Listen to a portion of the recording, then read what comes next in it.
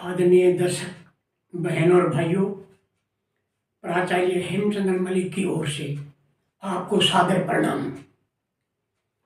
आज मैं आपको देश के एक गंभीर मुद्दे पर आपके साथ अपने विचार साझा कर रहा हूँ और मुद्दा है हिंसा की बढ़ती हुई प्रवृत्ति, उसके प्रभाव और उसका निदान क्या है।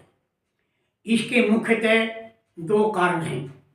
पहला कारण है अमर्यादित स्वार्थ की प्रवृत्ति विकसित होना और दूसरा है कट्टरता होना। यह सर्वविदित है कि अमर्यादित स्वार्थ हिंसा को जन्म देता है। Unprincipled selfishness gives birth to violence. देखिए, जब बच्चा पैदा होता है तो उसमें दो जन्मजात प्रवृत्तियां, एक स्वार्थ की और दूसरी परोपकार की साथ आती है। जैसा कि विद्वान प्रोफेसर डी सूजा ने कुछ वर्षों पहले चंडीगढ़ में एक सेमिनार को संबोधित करते हुए कहा था। उन्होंने कहा था, man has both selfish and altruistic tendencies. ये प्रवृत्तियां वंशानुगत हैं, परंतु वातावरण इन प्रवृत्तियों को पोषित और विनाशित कर देता है। अतः यह सत्य ही कहा गया है कि man is the product of both heredity and environment, अर्थात मनुष्य वंशानुगत और वातावरण की उपज है। जिस समाज में जिस प्रवृत्ति को जितना ज़्यादा पोषित किया जाएगा वह उतनी ही बढ़ती व फलती फूलती रहेगी और समाज व राष्ट्र के प्रत्येक क्षेत्र को प्रभावित करती रहेगी। अतः यह बड़े दुख का विषय है कि भारत में अमर्यादित स्वार्थ की प्रवृत्ति अधिक पोषित की जा रही है। परिणाम स्वरूप हिंसा की प्रवृत्ति बलवती हो रही है।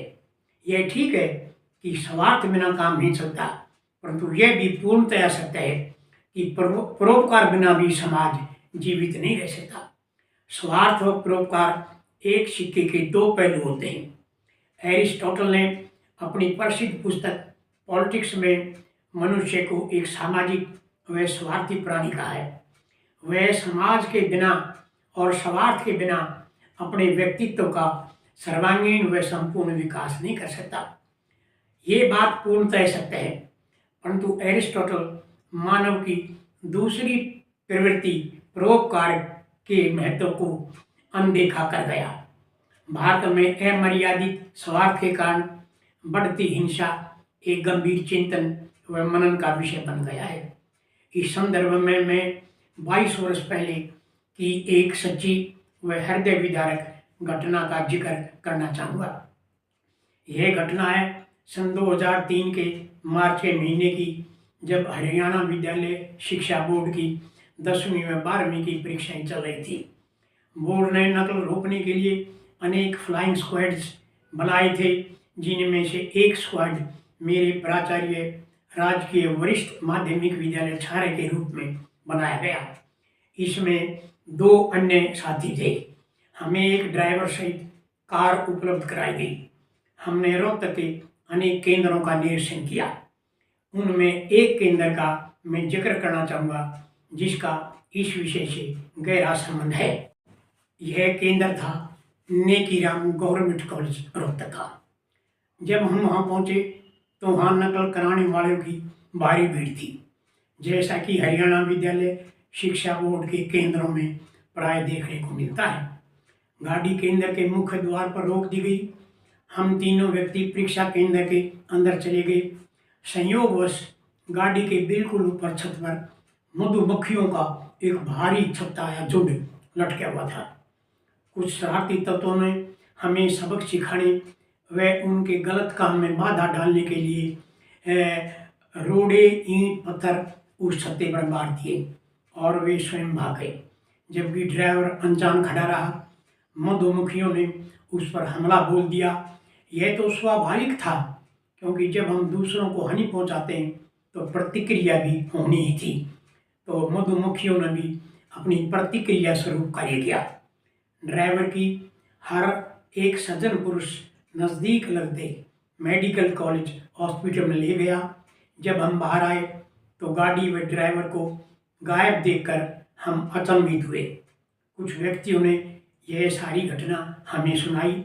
हम आनन फानन में अस्पताल गए। जाकर देखा कि ड्राइवर के होठ, आंखें और सारा चेहरा सूजा हुआ था। आंखें पूर्णतया बंद थी और वह देख भी नहीं पा रहा था।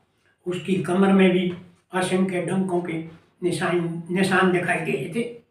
उसे आराम होने पर हम अपने गंतव्य स्थान की ओर चले गए। यह घटना हमेशा हमें ये पाठ पढ़ाती है कि हमें अपने तुच्छ स्वार्थों के लिए दूसरों को हानि करने से बचना चाहिए। दूसरा जो मुख्य कारण है हिंसा का, वो है कट्टरता। जब हम अपने धर्म, जाति, विश्वास और विचार को सर्वश्रेष्ठ मान लेते हैं तो कट्टरता जन्म लेती है, जो हिंसा का कारण बन जाती है।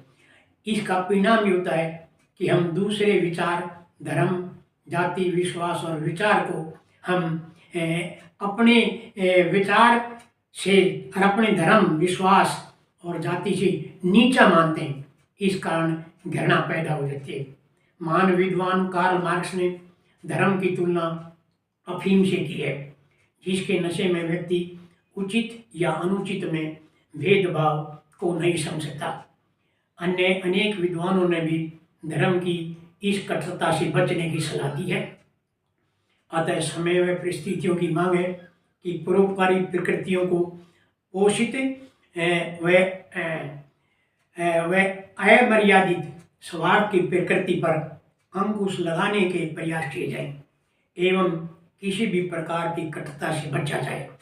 इसके लिए शैक्षणिक संस्थाओं व बुद्धिजीवियों की भूमिका महत्वपूर्ण हो जाती है।